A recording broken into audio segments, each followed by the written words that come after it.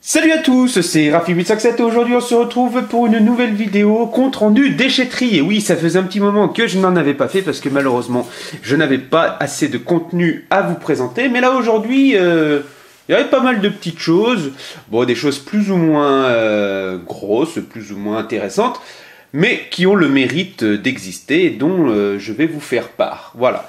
Donc nous allons commencer évidemment par les choses les moins intéressantes pour finir par les choses les plus intéressantes.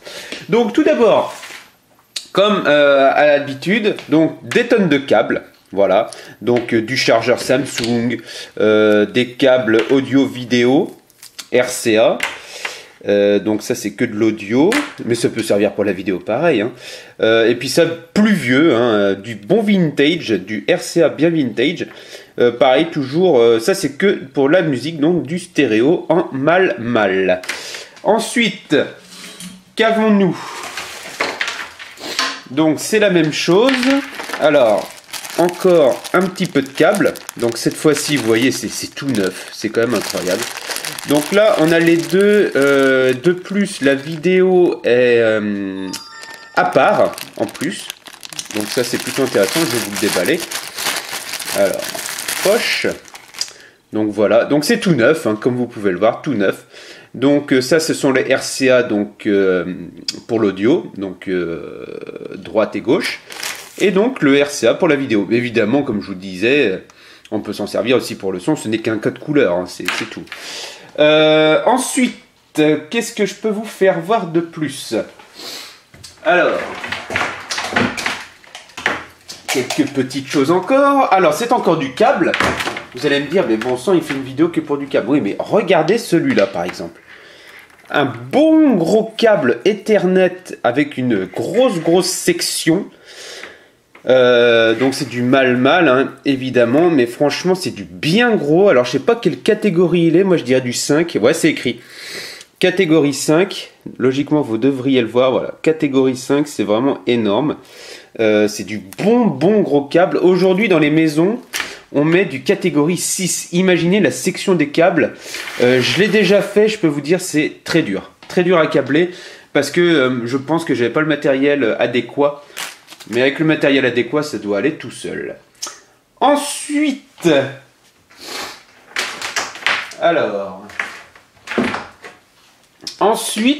vais vous montrer un petit truc. Alors, faut que je le retrouve. Donc, maintenant, une souris. Alors, c'est une vieille souris, mais qui est quand même une souris optique. Alors, je suis à peu près sûr qu'elle fonctionne, donc c'est une Logitech. Donc évidemment, avant de m'en servir, il va falloir que je la nettoie, parce qu'elle est vraiment d'un un état pitoyable, vraiment. Mais bon, hein, qu'est-ce que ça peut faire? Du moment qu'elle fonctionne, parce qu'il y a de grandes chances qu'elle fonctionne, ça peut toujours dépanner. Et ensuite, pour finir avec les câbles, là j'ai dû me faire voler l'objet qui allait avec. Donc je ne sais pas si vous allez le reconnaître.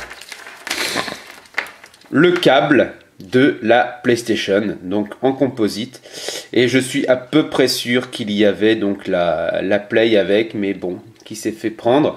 Il y en avait deux des comme ça, donc imaginez, même peut-être une PS3, hein, je sais pas, PS2, PS1, PS3, je sais pas, mais en tout cas malheureusement c'est parti, parce que on ne met pas un tas de câbles comme ça sans l'objet qui va avec. Puisque tout le reste, tous ces câbles-là, coaxiaux, eh bien, ou RCA, c'est comme on veut, eh bien, la plupart avaient leurs appareils. Donc, maintenant, on arrive dans un moment un peu plus intéressant. Donc, regardez.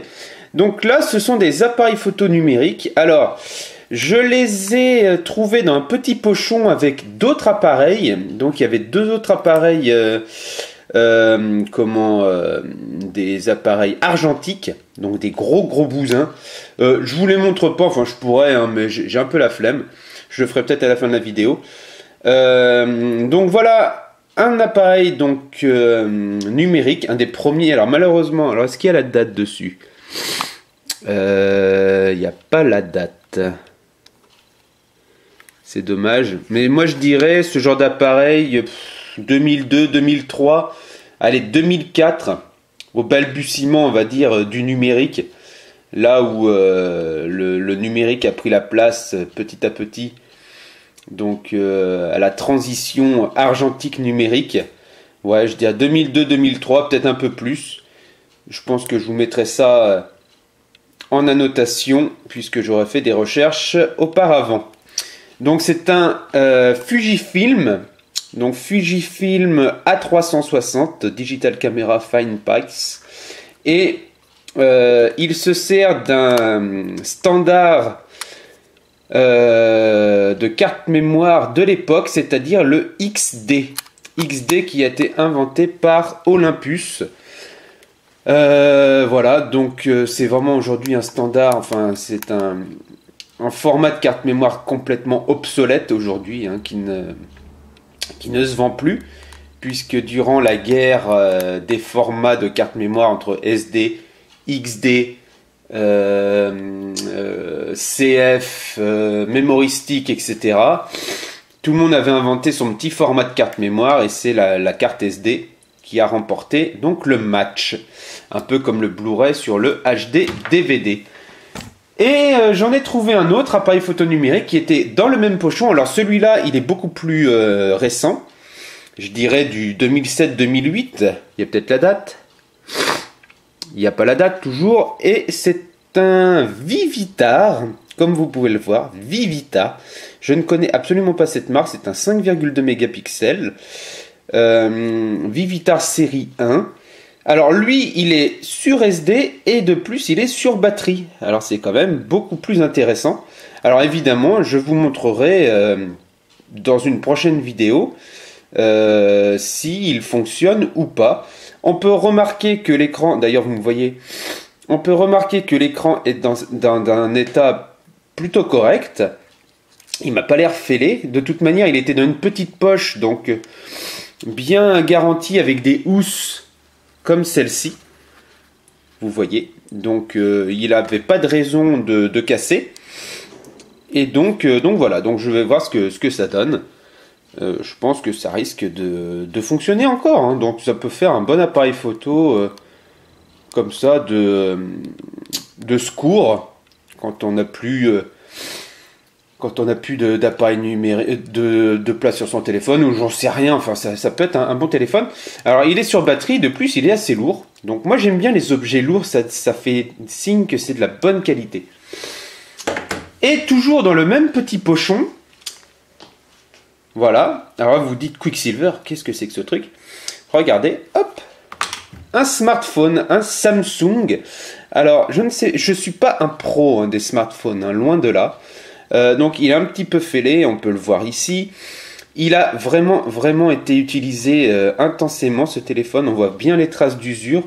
Regardez par exemple les traces sur les volumes plus et moins, je crois que c'est ça. Ça c'est quoi? C'est l'appareil photo, c'est le déclencheur je crois. Non même pas, c'est un petit cadenas. Un petit cadenas donc pour le verrouiller. Donc là en haut j'imagine que c'est la prise pour le jack. Donc vous voyez c'est cassé. Donc franchement je sais pas quoi m'attendre de ce téléphone. Je suis à peu près sûr qu'il fonctionne encore. Donc ça fera l'objet d'une autre vidéo. Voilà. Donc ça c'est tout. Ah oui voilà, je voulais vous faire voir tout à l'heure un petit truc assez incongru, assez original. Alors, ça va avec ça. Donc, regardez ce que c'est. Une étoile de chargement, c'est un peu bizarre. Donc, il y a à peu près tous les formats propriétaires, à part donc le mini USB que l'on trouve ici. Tous les formats propriétaires des différents constructeurs réunis donc sur un même et seul câble pour les recharger en USB. Et donc ça se branche avec un gros câble USB d'imprimante, je crois que c'est le type B. Donc vous voyez, il y avait le câble qui allait avec. Donc vous voyez, on en clique comme ça, voilà. Et on a juste à le brancher au PC. Et ça nous fait une petite station de recharge, voire une station pour qu'on puisse mettre des images, etc. donc dans les différents périphériques. Je trouve ça assez sympathique. Alors évidemment, si vous mettez toutes les sortes d'appareils qui vont sur les différents connecteurs, vous attendez pas à avoir un débit de ouf. Et déjà, je ne sais même pas si ça fonctionnera si par exemple il n'y a rien que 2 appareils de connectés en même temps. La bande passante risque d'être fortement atténuée, quelque chose de fou. Donc mini USB, etc. Voilà, donc il y a 5 connecteurs. C'est marrant, je trouve ça original. Voilà. Donc c'était la petite étoile de recharge. Donc nous revoici un peu plus dans les jeux vidéo. Alors là ça va être un peu dur à cadrer. Regardez ce que j'ai chopé. Une Guitar Hero pour la Wii. Puisqu'il y a son petit connecteur à connecter sur la Wiimote. Alors marche-t-elle pas? Je n'en ai aucune idée. En tout cas elle est dans un état assez moyen moins on va dire. Donc en fait vous voyez on branche. Je pense que vous connaissez le principe hein, de la Guitar Hero Wii. On branche la Wiimote dessus, on l'enclipse donc dans son emplacement. Hop, et c'est parti, on peut jouer. Donc elle est en un seul bloc, on va dire, un seul morceau. Donc il y a vraiment toutes les touches, tout est encore là. Donc il n'y a pas de raison que ça ne fonctionne pas. Il y a même encore la sangle. Voilà, et puis on peut voir derrière donc Guitar Hero. Voilà, donc je trouve que c'est sympathique. Alors, je m'en servirai jamais de ce truc, hein. C'est histoire de... Et vu que je ne suis pas collectionneur, si ça vous intéresse, dites-le moi et je vous l'enverrai. Là, pour le coup, je tiendrai parole, parce que des fois je le dis, mais je tiens pas parole puisque je n'ai plus l'objet. Mais là, je pense que je garderai l'objet, je peux vous l'envoyer, mais à quoi bon? Je suis sûr dans un cache, ça se trouve à 3,50 € quoi. Et donc, maintenant, on arrive dans le vif du sujet. Hop là, j'ai trouvé un ordinateur portable que voilà, c'est un compact. Alors c'est un vieux bousin, moi je dirais bousin des années 2002 aussi, hein. On va dire au balbutiement des ordinateurs portables, comment dire, un peu plus performants que dans les années 90, on va dire, avec un vrai Windows, etc. Hop, voilà, donc on l'ouvre. Et voilà, donc il manque une touche, donc vous allez le voir là, voilà, il manque une touche entre le C et le B. Bon, ça c'est pas un truc dramatique en soi. Et l'écran, parce que c'est toujours ce que je regarde évidemment, l'écran est en plutôt bon état. Donc il y a de grands risques qu'il ne soit pas fêlé. Alors, fonctionne-t-il pas, je ne sais pas. En tout cas, regardez pour du compact, ils avaient quand même conclu un accord avec JBL. Pour le son, vous voyez, JBL Pro, parce que oui, à une époque, les ordinateurs portables avaient du bon son, puisque vu qu'ils étaient épais par leur architecture, donc qui était quand même, voilà, assez imposante, on va dire, eh bien ils en profitaient, les constructeurs, pour mettre du son. Tandis qu'à une autre époque, les composants étaient de plus en plus petits, évidemment, et donc, il laissait le son de côté. Je parle pour les ordinateurs bureautiques, hein, pas pour les ordinateurs gamers ni les ordinateurs multimédia, puisqu'il faisait quand même des efforts, mais je parle pour l'ordinateur classique, l'ordinateur basique pour faire du travail bureautique. Donc, je disais pour les ordinateurs bureautiques, eh bien, le son, à une époque, on va dire entre 2005 et 2010, vous allez me contredire, je pense, mais quand même, j'en ai vu pas mal de cette époque-là où le son était quand même médiocre. Il faut le dire. Aujourd'hui, ça y est. Il rehausse le son, même pour les ordinateurs plus basiques. Il commence à rehausser le son. Et alors pour les ordinateurs gamers et multimédia, bah là c'est tout bon. Je vous renvoie à mes confrères, à d'autres youtubeurs qui s'appellent Testland France, qui sont des testeurs assez bons dans la globalité de leurs vidéos. Je vous mettrai le lien. Donc Testland France qui présente quand même pas mal d'ordinateurs gamers, des ordinateurs très haut de gamme, et franchement le son est plutôt correct. Bon, après si vous écoutez cette vidéo avec un ordi de merde, évidemment vous aurez la sensation que le son est pourri, mais je ne pense pas. Voilà donc pour la petite aparté. Donc cet ordinateur, c'est pareil, je pense fera l'objet d'une vidéo future. Donc vous voyez, on a quand même pas mal de choses à faire ensemble.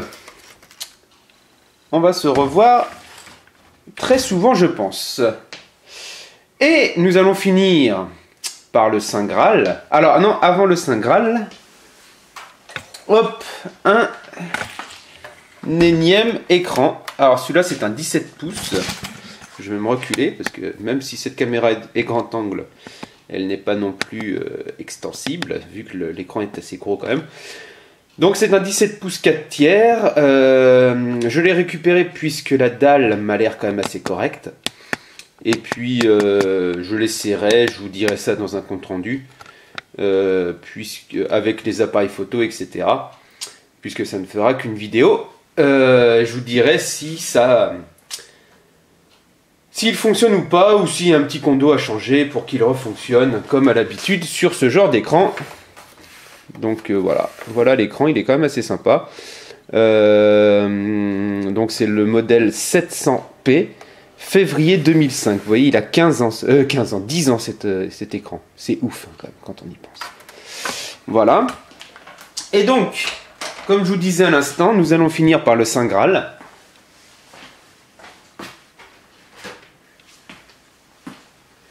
Donc, l'été dernier, j'ai trouvé une PS3 qui était en YLOD, que nous avons réparé ensemble, et qui était en 330, il me semble. Eh bien, aujourd'hui, regardez ce que j'ai trouvé.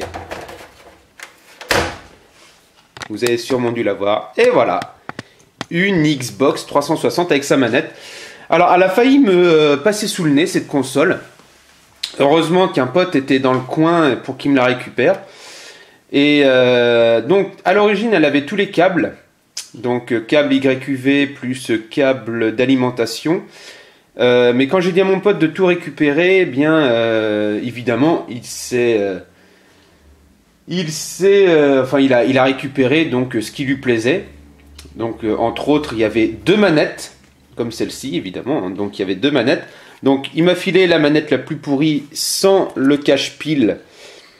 Ou batterie, c'est comme on veut, donc dans la manette. Donc sans, eh ben, on peut pas faire grand chose. Voilà, mais de toute manière, moi j'ai ce qu'il faut, j'en ai une autre pour la tester, pour voir si elle fonctionne ou pas. Donc vous voyez, elle est dans un état à peu près dégueulasse. Hein. Et puis, donc il a récupéré le bloc d'alimentation et le câble audio-vidéo. Mais je m'en fous, puisque ce modèle de console, déjà vous pouvez voir qu'elle a une carte mémoire, c'est pas courant, puisque elle a une carte mémoire, c'est normal, puisque elle n'a pas de disque dur. Voilà. Elle a son cache qui recouvre donc le connecteur du disque dur. Donc ça veut dire que c'était vraiment un des tout premiers modèles, puisque au début de la Xbox 360, il y a eu plusieurs packs. Alors je pourrais pas vous les dire, il y a eu le Core, il y a eu Premium, je sais plus quoi, mais je me souviens plus trop.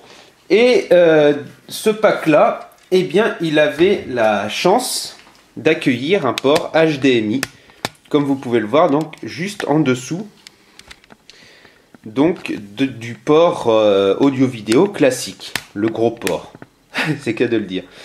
Et donc, comme vous pouvez le voir, c'est une console qui date du 27 août 2008. D'ailleurs, je n'avais même pas regardé sa date. C'est pour ça qu'elle a l'HDMI. Mais ce qui est étrange, c'est qu'il n'y a pas de disque dur quand même. Hein. Donc, bon. Il existait encore à cette époque des packs sans disque dur. Et, comment dire donc pas de disque dur. Et on peut remarquer aussi que le lecteur, il n'est pas chromé, mais il est tout simplement blanc. Voilà. Et donc moi je dis que cette console a de grands risques d'être déjà... Elle est allée à la poubelle, pourquoi? Parce que je pense qu'elle a le syndrome des 3 LED rouges, donc du RROD, Ring Red of Death, donc le cercle rouge de la mort. Donc déjà, je pense qu'elle a ce syndrome. Et une autre chose qui peut être intéressante, c'est que si je la répare, ce que je pense, je ne veux pas trop m'avancer, mais bon, il y a de grandes chances quand même. Si je la répare, eh bien, il y a peut-être des chances qu'elle soit JTAGable. Donc on puisse lui mettre le JTAG. Vous savez, le JTAG, c'est c'est le premier hack de la Xbox 360 qui est quand même assez hardcore pour l'effectuer. Moi je l'ai effectué sur une autre. J'ai mis beaucoup de temps. D'ailleurs je vous réfère à ma vidéo parlant de ce hack JTAG. Vous ne voyez pas grand chose malheureusement, mais en tout cas moi j'ai réussi. Et donc ce hack JTAG, une fois qu'elle est JTAGée, la console elle est vraiment ouverte à tout. On peut vraiment tout lui faire. On peut lui mettre un système d'exploitation différent. On peut lui mettre les jeux directement dans le disque dur sans passer par le DVD et qu'on peut booter dessus direct. Enfin voilà, la Xbox elle est complètement ouverte.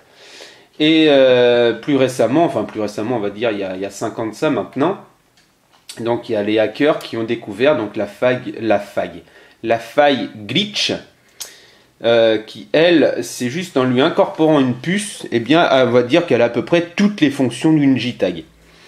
Donc si on peut la JTAGer, je le ferai puisque j'ai tout le matériel pour.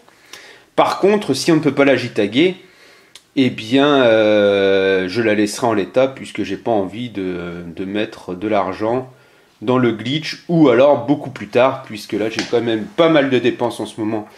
Vous verrez pourquoi dans très peu de temps, ou peut-être ça sera l'inverse, j'en sais rien.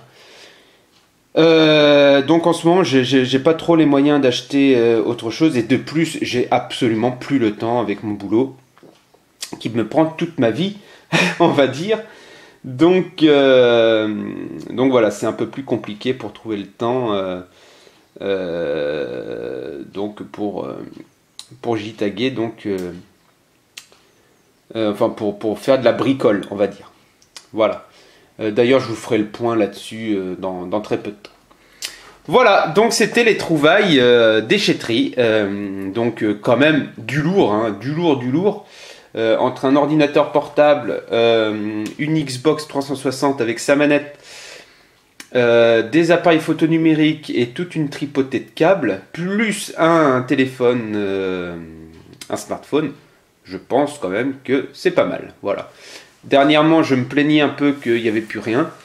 Mais là, on dirait que ça commence à revenir. Et de plus, le gars qui est à la déchetterie est super cool. Alors là, lui, je crois que c'est le mieux de mieux. Ça a dû changer, je crois, d'employé. Et alors lui, mais il te laisse absolument tout faire, quoi. C'est la fête du slip. Tu lui demandes, oh, pas de problème, serre-toi. Et on discute avec lui et tout. Et je pense même que prochainement, je lui demanderai, si c'est possible, qu'il me garde tout ce qui est informatique, jeux vidéo, etc. Si, évidemment, il sait ce que c'est. Bon, l'informatique, quand même, faut pas être né de la dernière pluie pour savoir ce qu'est un ordinateur portable ou un fixe. Par contre, les consoles, après, faut aimer ça. Il faut connaître quand même à quoi ressemble une console. Où il y en a tellement, hein, vous le savez. Que ça risque d'être un peu plus compliqué. Alors évidemment après les plus classiques comme la PS1, la PS2,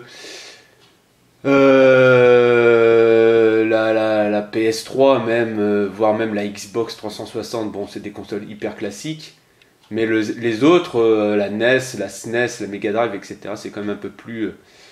c'est tellement plus vieux que quand on n'aime pas les jeux vidéo, quand on s'y intéresse pas, on n'est pas obligé de reconnaître tout de suite ces modèles. Mais en tout cas, je lui demanderai, et puis on verra bien ce qu'il me dira. Voilà, donc j'espère que cette petite vidéo vous aura plu. Là aujourd'hui nous sommes le 14 avril 2015. Donc tout ça, j'ai récupéré ça en à peu près une petite semaine. La majorité de ce que vous avez vu, je l'ai récupéré hier. Par contre, la Xbox, je l'ai récupérée la semaine dernière. Et puis c'est tout d'ailleurs, il n'y a que la Xbox que j'avais récupérée. Et l'ordinateur portable aussi, ça fait même 2 semaines que je l'ai. Enfin voilà. Allez, donc sur ce, eh bien, je vous dis à bientôt. Il y a mon téléphone qui sonne. Et puis je vous dis à la prochaine. Ciao.